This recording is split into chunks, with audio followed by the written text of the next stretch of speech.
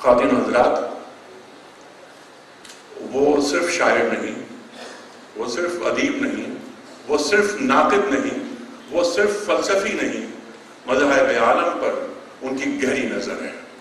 خواتین حضرات، ٹیلی ویژن پر آپ نے متعدد بار ان کی گفتگو سماعت فرمائی۔ ایک پروگرام ایک بچے کو بٹھا کر اس کے ذریعے اس عہد اور اس زمانے اور اس عمر اور اس شعور کے بچوں کو دین کی تعلیم دی۔ ایک فلسفی، ایک بڑی شخصیت، ایک قداور شخصیت بچے کے ذریعے معاشرے کی تطہیر کا کام کر رہی ہے۔ خواتین حضرات، حکمہ فاؤنڈیشن کی دعوت پر تشریف لائیں، خاص طور پر لاہور سے اس پروگرام میں شرکت کے لیے۔ خواتین حضرات، استقبال کیجیے اس شخصیت کا کہ جس طرح اہل کراچی اہل دانش کا استقبال کرتے ہیں۔ محترم احمد جاوید۔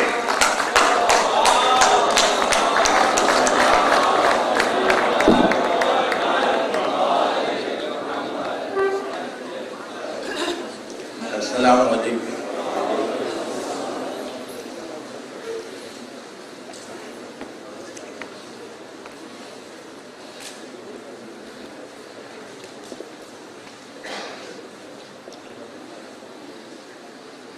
جناب، آج کی تقریب کے لیے مجھے جو موضوع دیا گیا ہے، مشکل ہونا اس کی ذات میں داخل ہے۔ مطلب اس مضمون کا ادراک بھی اس کے اشکال کی حفاظت ہی کے ساتھ ممکن ہے، اور اس کا اظہار بھی اس کے اشکال کی ترسیل ہی کا نام ہوگا۔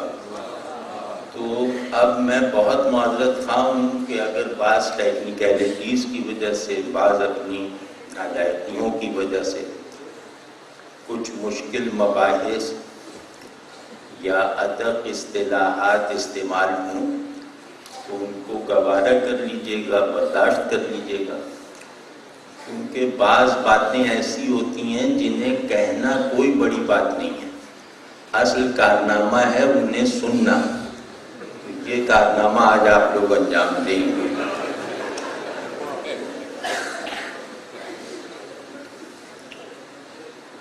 مجھے واقعتاً حیرت ہے کہ ٹرانسینڈنٹ فلاسفی کے موضوع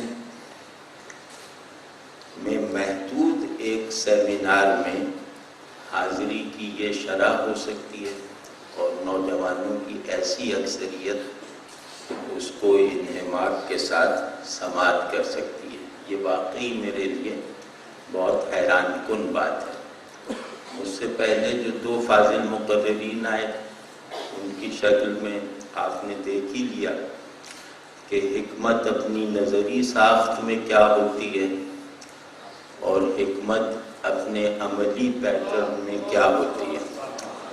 دونوں نے گویا حکمت متعالیہ کے جو دو اینڈ ونگز ہیں ان کا تعارف بہت بہتر طریقے سے کروا دیا، اور میں انہی کی باتوں سے استفادے کی نیت کرتے ہوئے اسی میں سے اس کی انگلی پکڑ کر اپنی گفتگو کے دائرے میں داخل ہونے کی کوشش کروں گا۔ تو جیسے حضرت کا نام، حضرت جو ابھی نہیں، حضرت ابھی تھے، حضرت کا اسم گرامی میرے ذہن میں محفوظ نہیں رہا۔ تو جیسے حضرت نے فرمایا، حضرت نے ملا صدرہ کے نظریات میں جو چیز جڑ کی حیثیت رکھتی ہے اس کا ایک نہایت عالمانہ اور اپنی محدود اور ملخص گفتگو میں بھی مکمل تعارف کروایا۔ جیسے کہ ملا صدرہ کی تمام استدلالی قوت، ان کی تمام اشراقی استعداد دراصل اس بات واجب الوجود میں صرف ہونے کے لیے تھی۔ تو لیکن اس کے لیے جیسا میں عرض کر رہا ہوں نا کہ ہمارے علمی اور اخلاقی زوال جو اب مسلمات میں سے ہے، مطلب جو زوال میں مبتلا ہیں وہ بھی اس کو مانتے ہیں، جو ابھی مبتلا ہونے سے رہ گئے ہیں وہ بھی اس کو مانتے ہیں۔ تو اس کا ایک سبب جو ہے کہ از اسباب وہ ہے کہ ہم نے منقول کو معقول بنانے کی بجائے معقول کو منقول بنا لیا ہے، یعنی منقول کو اپنی تفصیل اور اپنی اپلیکیشنز کے لیے عقل کی جس خلاق فعلیت کی ضرورت تھی اس سے ہم دستبردار ہو گئے اور اپنے پچھلوں کے معقولات کو گویا تواتر نقل کے طور پر استعمال کرنے کی عادت ڈال رکھی ہے۔ تو اس کی وجہ سے خواہ منقول ہو خواہ معقول ہو، یعنی خواہ حکمت نظری کی اصل ہو خواہ حکمت عملی کا ماخذ، دونوں کے ساتھ ہمارا تعلق مرجھا کر اور متحجر ہو کر رہ گیا ہے، اور ہم ایک ہی فیکلٹی آف مائنڈ سے دونوں طرح کے علوم کی تحصیل کرتے ہیں، اور وہ فیکلٹی آف مائنڈ ہے حافظہ، رٹا لگانا، کہ معقولات بھی ہمیں رٹے ہوئے ہیں، منقولات بھی ہمیں رٹے ہوئے ہیں۔ تو وہ حافظے میں موجود چیز شخصیت کے ساتھ کوئی دیر پا پروڈکٹیو اور معنی خیز تعلق نہیں پیدا کر سکتی، کیونکہ شعور، انسان کا مجموعی شعور اپنے جس شعبے کی طرف سب سے زیادہ کم متوجہ ہوتا ہے بلکہ اس کی طرف ایک تحقیری رویہ رکھتا ہے، وہ ہے حافظہ۔ حافظہ ایک کاٹ کباڑ کا گودام ہے۔ شعور اپنی بعض عارضی ضرورتوں کو پورا کر لینے کے لیے اس گودام کو وقتاً فوقتاً وزٹ کرتا رہتا ہے۔ تو ہم نے اپنے تمام علوم کو اس گودام کی تحویل میں دے کر تالا لگا کے کنجی کسی ایسے آدمی کو سپرد کر دی جس کو مرے ہوئے زمانہ ہوگا۔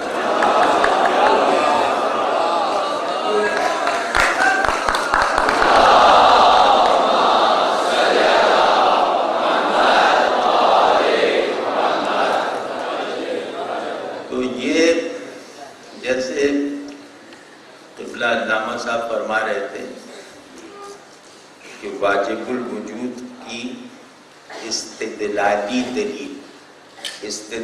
دلیل یہ ہے کہ کسی امر کا مدلول عقل ثابت کرے یا وضع کرے۔ تو واجب الوجود کی حقیقت کو عقل کے تفصیلی تعاون یا عقل کی حاکمانہ فعلیت کی اتنی ضرورت نہیں ہے۔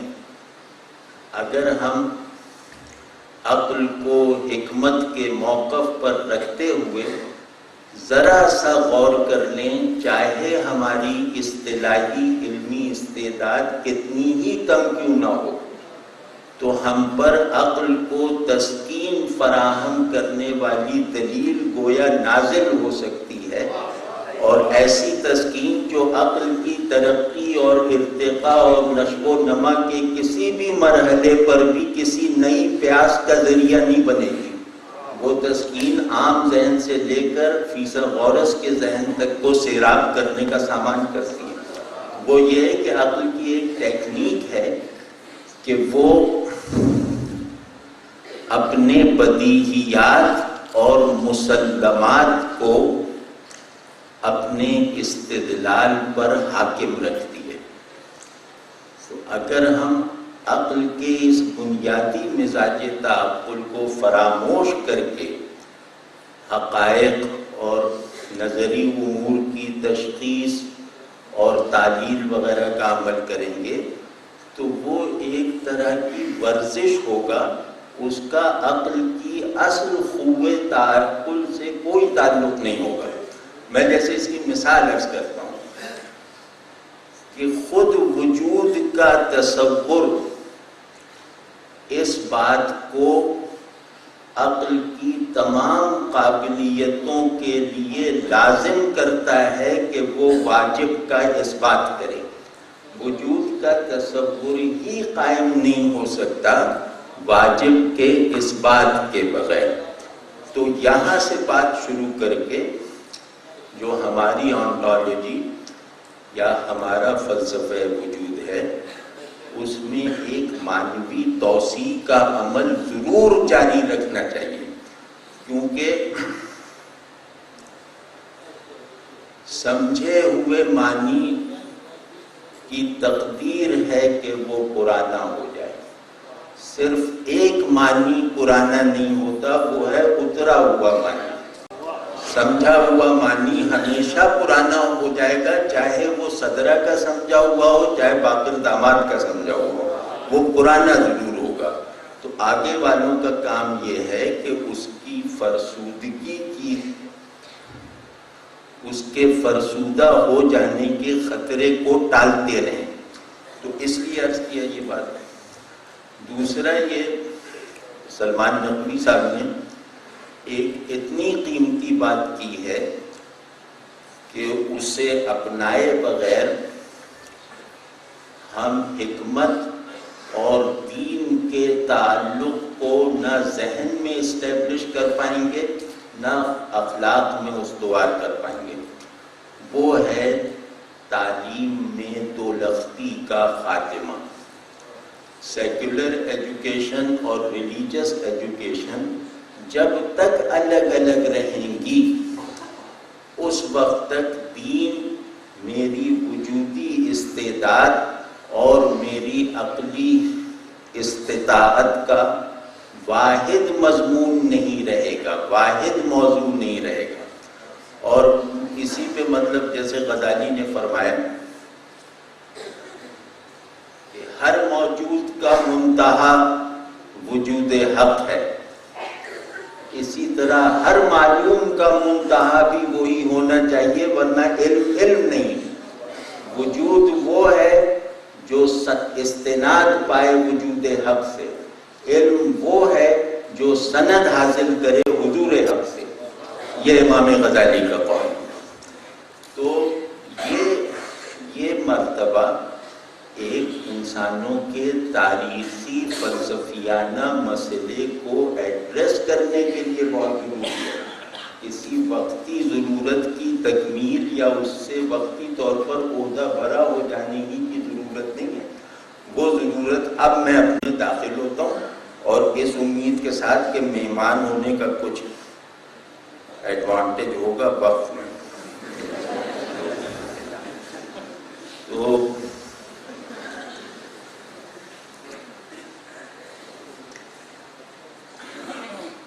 عقل کا سب سے بڑا مسئلہ فہم و ادراک نہیں ہے.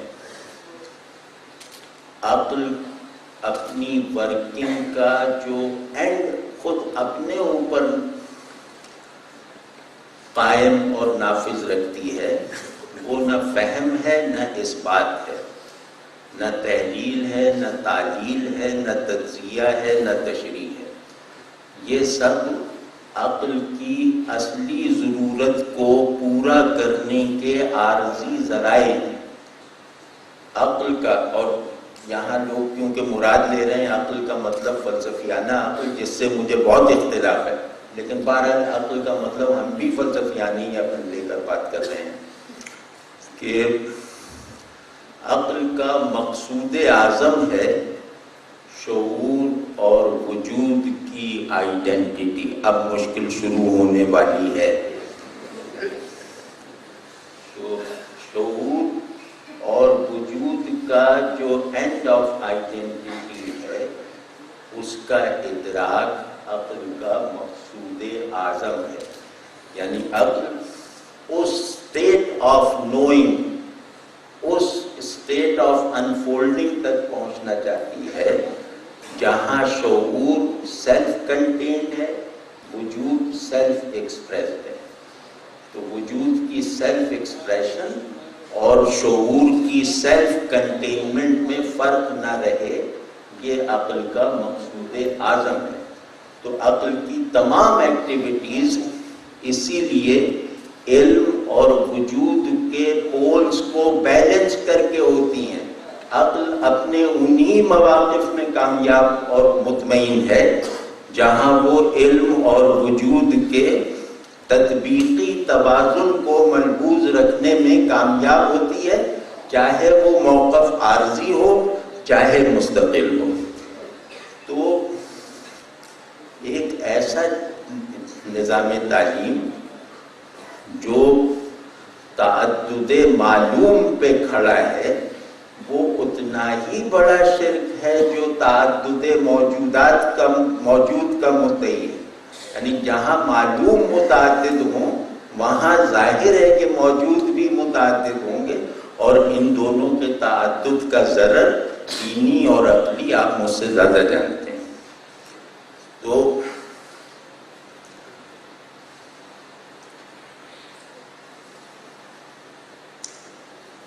میرے ذمہ پہلا کام یہ لگایا گیا ہے کہ میں حکمت متعالیہ کی تعریف متعین کرنے کی کوشش کروں، ٹرانسینڈنٹ وزڈم کو ڈیفائن کروں. وہ تو میں کوشش کروں گا ہی ظاہر ہے، لیکن اس سے پہلے پس منظر کے طور پر ایک دو باتیں عرض کرنا چاہتا ہوں. حکمت کے ساتھ متعالیہ کا کلمہ یہ زائد ہے، یہ آرائشی ہے. حکمت اپنی ہر جہت سے متعالیہ ہوتی ہے. متعالیہ ہونا حکمت کا ذاتی امر ہے، حکمت کا مقوم ہے. یہ بس تو ہم مطلب بار بار اگر کیونکہ متعالیہ کہتے وقت جو ہے نا وہ عجیب مشقت کرنی پڑتی ہے، بار بار متعالیہ نہ کہیں تو سمجھیں یہی کہ حکمت متعالیہ ہے. وہ اس کے لیے حکمت متعالیہ اصل میں فلسفہ مابعد طبیعی کا نام. اگر ہم اس کی کیٹیگری چیز کی تعریف متعین کرنے سے پہلے ضروری ہے تو اس کو کیٹیگرائز کر دیا جائے.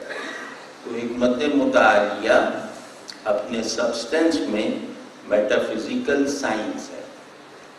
اب اس سے آگے کی طرف جانے سے پہلے جو ہم اس کے اجزائے تعریف انشاءاللہ عرض کریں گے، میں پس منظر کے طور پہ یہ عرض کرنا چاہتا ہوں کہ حکمت اپنی یعنی کہ اپنی لازمی ٹرانسینڈنس کے ساتھ حکمت کی روایت قدیم ہے، یونیورسل ہے، اور اس کے مہمات مسائل، اس کے بنیادی مباحث بھی مشترک ہیں. اور فلسفہ مابعد الطبیعی کا ایک مزاج ہے کہ اس کے امہات مسائل ایجاد نہیں ہوتے بلکہ ایک طرح سے توقیفی ہوتے ہیں اور شروع سے آخر تک ایک ہی جیسی مقدار میں چلے آتے ہیں. مطلب مابعد الطبیعیات میں کسی بنیادی اصول کا اضافہ مرور زمان اور تغیر احوال کی کسی بھی سطح پر ممکن نہیں ہے. تو جیسے ہم جس ٹرانسینڈنٹ فلسفی کو خاص طور پر اپنا ریفرنس بنا کے گفتگو کریں گے اسی کے حوالے سے عرض کر رہا ہوں کہ اصالت وجود یا اصالت ماہیت یہ معقولین کے شیعہ اور سنی ہیں.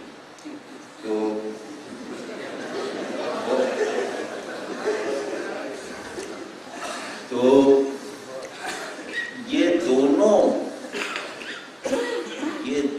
مباحث، یہ دونوں نظریات اپنی مابعد الطبیعی غایت اور معنویت کے ساتھ تاریخ کے اولین ادوار میں بھی بہت بلندی فکر اور دقت استدلال کے ساتھ نظر آتے ہیں. مثال طور پہ اگر ہم، کیونکہ ہماری روایت یونانی روایت سے جڑی ہوئی ہے، تو فیثاغورس کا کی جو تھیوری آف نمبر، فیثاغورس کا جو سمبلزم ہے وہ اصالت ماہیت کی معلوم بنیاد ہے۔ افلاطون کی تھیوری آف فارمز یہ اصالت وجود کی اساس ہے، اور ان دونوں کی سنتھسائزیشن پلوٹائنس کی تھیوری آف ون میں ہے۔ یعنی ون جو ہے پلوٹائنس کا، ون سے لے کر میٹر تک، ون سے لے کر کارپوریل ورلڈ تک، وہ جو ایک لیڈر آف ہائرارکی بناتا ہے، وہ جو ایک زینہ ربط و تعلق بناتا ہے، وہ اگر آپ پڑھیں تو آپ نے اگر صدرہ کو پہلے سے پڑھا ہوا ہو تو آپ یہ سمجھیں گے کہ جو مضامین عرفی کے قول کے مطابق، کہ جو مضامین قسام ازل نے ملا صدرہ کے لیے لکھے ہوئے تھے وہ چرا لیے ہیں پلوٹائنس نے 2000 سال پہلے۔ تو وہ جیسے ون ہے، ون کو وہ کہتا ہے یہ موجود نہیں ہے، وجود ہے۔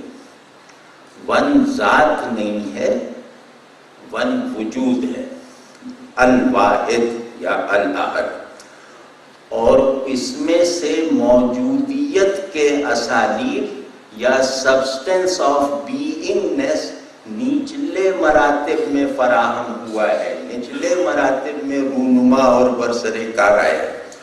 تو اس میں مطلب یہ بات میں یوں کر رہا ہوں، یا چینیوں کا تاؤ وہ ان دونوں سے پرانا ہے۔ چینیوں کی جو تھیوری آف تاؤ ہے وہ اس کے سامنے تو فیثاغورس اور افلاطون تو دور جدید کے لوگ ہیں۔ تو وہ تاؤ کیا ہے؟ تاؤ ایک گروپ میں اصالت ماہیت کا پر منتج ہوا، دوسرے گروپ میں اصالت وجود کے ماننے کی وجہ بنا۔ تو اس کا مطلب یہ ہے کہ حقیقت کے بارے میں شعور کی ہر پوزیشن، ہر روایت میں وہ یا تو ماہیت والی ہوگی یا وجود کی طرف سے ہوگی۔ یعنی حقیقت کی ایک نظری تشقیق یا حقیقت کی ایک نظری فردیت جو اصالت کے لیے درکار ہے، جو پرنسپیلٹی کے لیے درکار ہے، جو پرنسپل بننے کی ضرورت کو پورا کر سکے، وہ ہمیشہ سے دو میں سے ایک مانی جاتی ہے، یا ماہیت ہے یا وجود ہے۔ واضح ہے نا؟ تو کیونکہ اب یونانی تو دور کی بات ہے، ہمیں تو اپنی پچھلی صدی سے بھی کچھ لینا دینا نہیں، لیکن یہ کہ بہرحال یہ ذہن میں ہونا چاہیے۔ ہمارے یہاں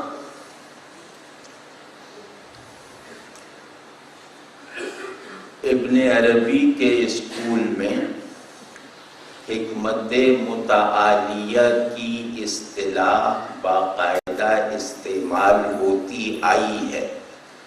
اگر آپ حضرات کو موقع ملے تو داؤد قیصری جو ابن عربی کے فلسفہ عرفان کے سب سے مکمل اور مستند ترجمان ہیں، ان کا مقدمہ پڑھ لیجئے جو انہوں نے اپنی شرح فصوص پر لکھا ہے۔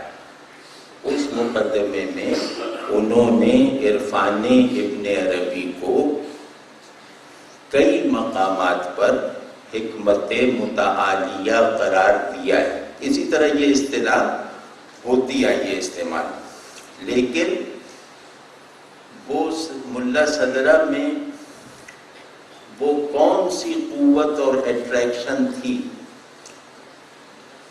کہ تسلسل کے ساتھ استعمال ہونے والا ایک عنوان ان کے فلسفے سے مخصوص ہو گیا۔ یہ ہے ملا صدرہ کی فلسفیانہ عظمت کو جاننے کا گویا پہلا مرحلہ۔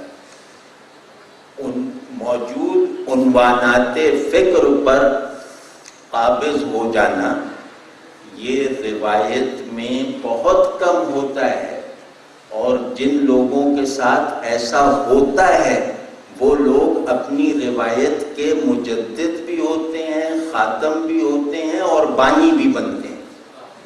تو ملا صدرہ کا جو فلسفیانہ نقطہ نظر سے ایک بڑا کارنامہ یہ ہے کہ انہوں نے روایت فلسفی اور مناہج عقلی کو منہدم یا مجروح کیے بغیر اس کے تسلسل کا راستہ نکالا اپنے بنائے ہوئے ٹریک پر۔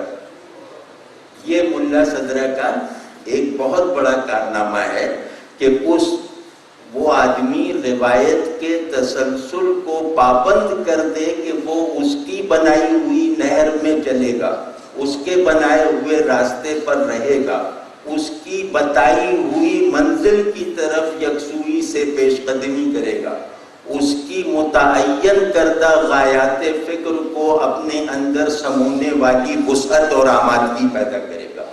یہ ملا صدرہ کا اصل کارناموں میں سے ایک ہے۔ جیسے آپ لوگ ڈاکٹر فضل الرحمان کی جو ٹرانسینڈنٹ فلاسفی آف ملا صدرہ ہے، جو لوگ انگریزی میں پڑھ سکتے ہیں وہ ضرور پڑھیں، وہ ملا صدرہ پہ لکھی جانے والی اچھی کتابوں میں سے ایک ہے۔ تو ملا صدرہ ایک قاموسی پھیلاؤ اور ایک عارفانہ ارتکاز رکھنے والے آدمی تھے، اور یہ دو چیزیں اگر ایک ذہن میں جمع ہو جائیں تو اس کے نظریات سے صحت کا مطالبہ کیے بغیر اس کی عظمت کا قائل ہونا پڑتا ہے۔ یعنی عظمت صحت سے مشروط نہیں ہے، عقل میں عظمت کے مادہ جو ہے وہ رفعت ہے، صحت نہیں ہے۔ تو صحت تو ہم آپس میں چیک کرتے رہیں گے، اس کی کریکشن کرتے رہیں گے، اور وہ کرتے رہنا ضروری ہے، لیکن یہ جو اجتماع ہے ان کے ذہن میں کہ وہ ایک قاموسی پھیلاؤ رکھتے ہیں کہ اپنی روایت کی تشکیل کرنے والا کوئی بھی علم ان کی منتہیانہ دسترس سے باہر نہیں، اور اپنی روایت کی امکانی تشکیل کے لیے درکار کوئی بھی عنصر ان کی خلاقانہ پکڑ سے آزاد نہیں ہے۔ یہ بہت ہی بڑی بات ہے، اور اسی وجہ سے ان کے بارے میں یہ بات گویا ایک عقیدے کی طرح فلسفے کی روایت میں بن گئی ہے کہ وہ ہماری تاریخ فلسفہ کے واحد سنتھیسائزر ہیں۔ سنتھیسائزر کو میں ذرا سا کھولوں گا، وہ ہماری تاریخ فلسفہ کے واحد سنتھیسائزر ہیں اور سب سے زیادہ اوریجنل۔ اب آپ ذرا غور کیجئے کہ تطبیق و تنفیق، اب تھوڑا عالموں کی طرف رخ کر کے ان اصطلاحات میں بات کرتے ہیں کہ تلفیق و تطبیق اور ابتکار میں اجتماع کیسے ہو سکتا ہے، یعنی جمع آوری اور انفرادیت کا جمع ہو جانا محالات میں سے۔ اس محال کو ملا صدرہ نے اپنے لیے ممکن کر دکھایا۔ انہوں نے اسلامی روایت کے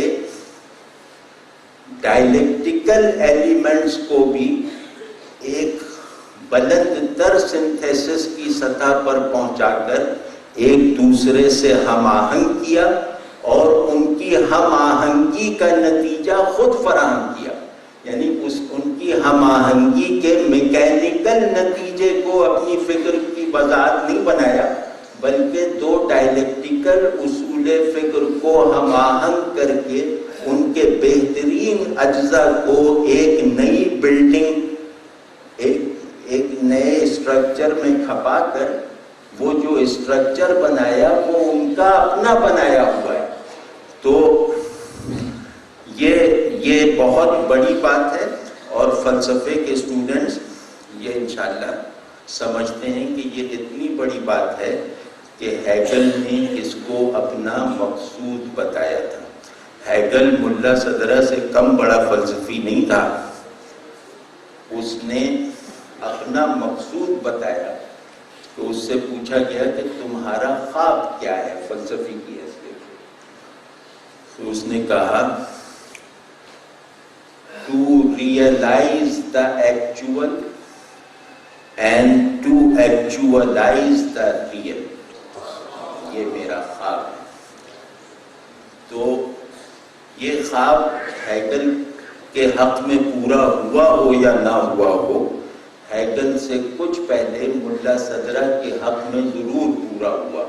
ملا صدرہ ان لوگوں میں سے ہیں جنہوں نے ریئل کو ایکچوئلائز کر دکھایا اور ایکچوئل کو ریئلائز ہونے کا پورا سامان فراہم کر دیا. تو یہ ایک وہ ہے، اور اسی سے حکمت متعالیہ مخصوص بملا صدرہ کی ایک ڈیفینیشن نکلتی ہے کہ حکمت متعالیہ کیا ہے ملا صدرہ کے حوالے سے. تو بس یہ فقرہ جیسے دوہرا دیں کہ to actualise the real and to realise the actual, یا ٹو آئیڈیلائز دا ایکچوئل اور ٹو ایکچوئلائز دا آئیڈیل. یہ پہلی تعریف ہے. دوسرا، جیسے میں نے عرض کیا بھائی غیر مربوط رہنا میری مجبوری ہے، ٹکڑوں میں کلام کرنا میرا عذر ہے، کیونکہ ملا صدرہ کا پھیلاؤ اتنا زیادہ ہے اور گہرائی اتنی زیادہ ہے کہ اس کے لیے وقت میں دستیابی کی بھی جتنی صلاحیت پائی جاتی ہے وہ بھی کم پڑ جائے گی. تو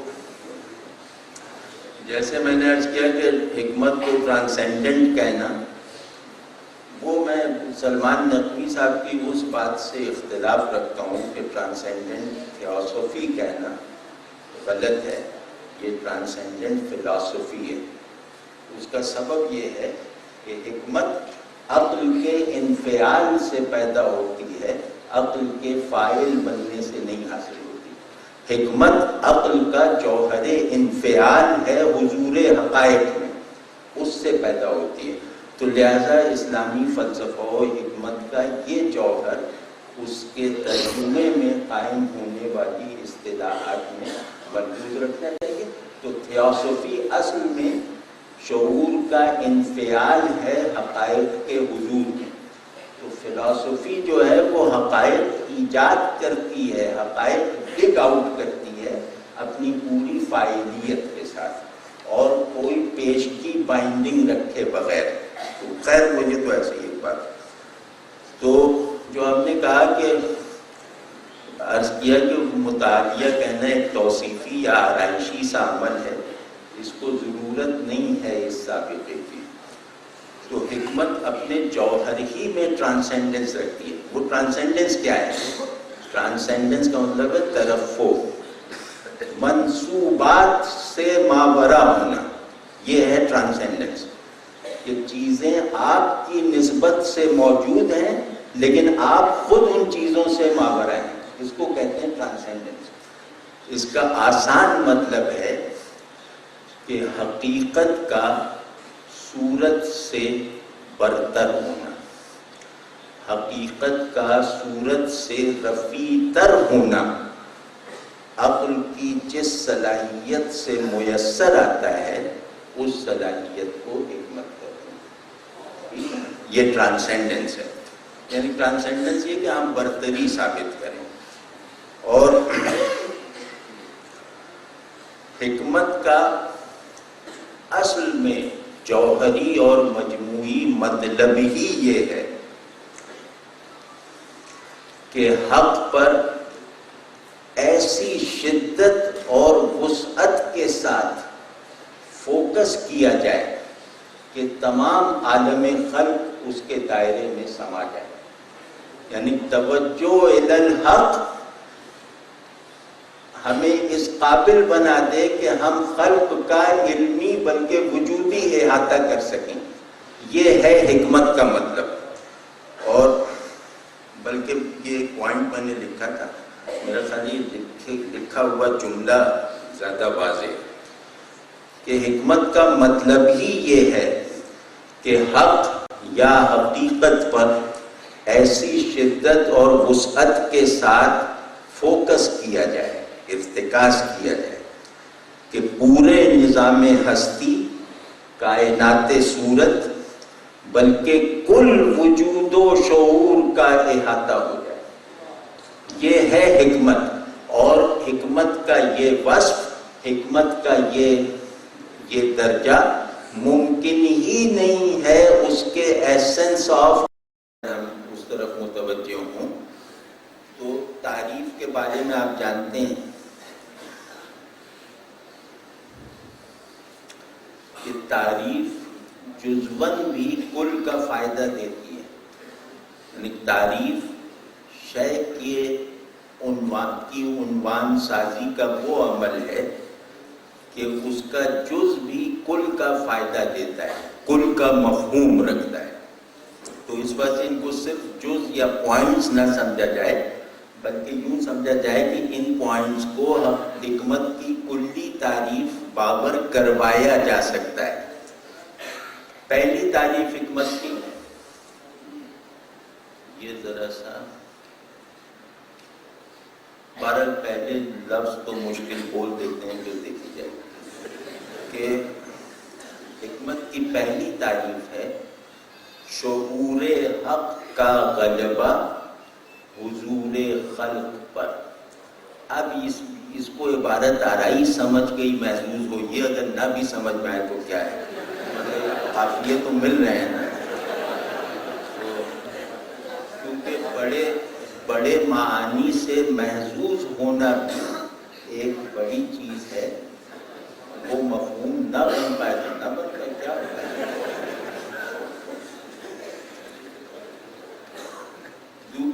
یہ تعریف ہے جو ابن عربی کو نظر میں رکھ کے کی جائے گی، جو میں نے ابھی کی. اور بھائی یہ بات پتہ نہیں موقع آگے رہے نہ رہے، جو بھی ترتیب میں نے ذہن میں بنائی تھی وہ سب غارت ہو گئی ہے. اب تو بس یہ فی البدیع چل رہا ہے جو ہے. تو ملا صدرہ پر اپنے 4 یا 5 بنیادی مباحث میں شیخ اکبر محی الدین ابن عربی کا اثر بہت وضاحت سے ثابت ہے. مطلب اس کا انکار کرنا یا تو نادانی ہے یا تعصب ہے، اس کو یاد رکھنا چاہیے. تو دوسرا جو ہے حکمت کا مقصود، حکمت کی تعریف کا جز، کہ حکمت کہتے ہیں وحدت فی الکثرت کے عرفان کو. یہ ملا صدرہ سے مخصوص حکمت، وحدت فی الکثرت کا لائق اثبات اور موجب تسلیم عرفان، یہ حکمت ہے. اور تیسری تعریف یہ بھی ملا صدرہ کی آنٹالوجی سے مناسبت رکھتی. تو اس تیسری تعریف سے پہلے ایک وصف اور بیان کر دوں ملا صاحب کا، کہ ہماری تاریخ فلسفہ کوئی بہت قابل رشک تاریخ نہیں ہے، کیونکہ یہ اتباع و تقلید کی تعریف ہے. ہم گریک اور نیو پلیٹونک ایپسٹیم سے باہر نکل کے اپنی کسی فلسفیانہ روایت کی بنیاد نہیں ڈال سکے ہیں. اس پہ ضد کر کے لڑنا نہیں چاہیے، بلکہ شرمندہ ہو کر اس کے ازالے کا سامان کرنا چاہیے. تو وہ چاہے ملا صدرہ ہو چاہے ولی سینا ہو، ان سب کا ایپسٹیم اور ان سب کا لوگو سینٹر یونان ہے یا پلوٹائنس ہے. وہ کبھی موقع ملا تو تفصیل سے دیکھ لیں. تو لیکن ملا صدرہ کی اہمیت اور فضیلت میں ایک بات جیسے جوش سے بھی کہی جا سکتی ہے، جذبے سے بھی کہی جا سکتی ہے، اور تیقن سے بھی کہی جا سکتی ہے. تو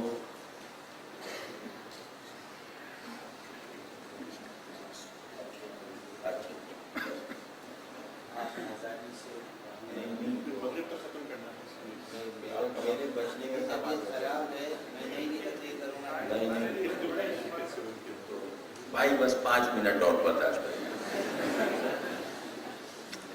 کہ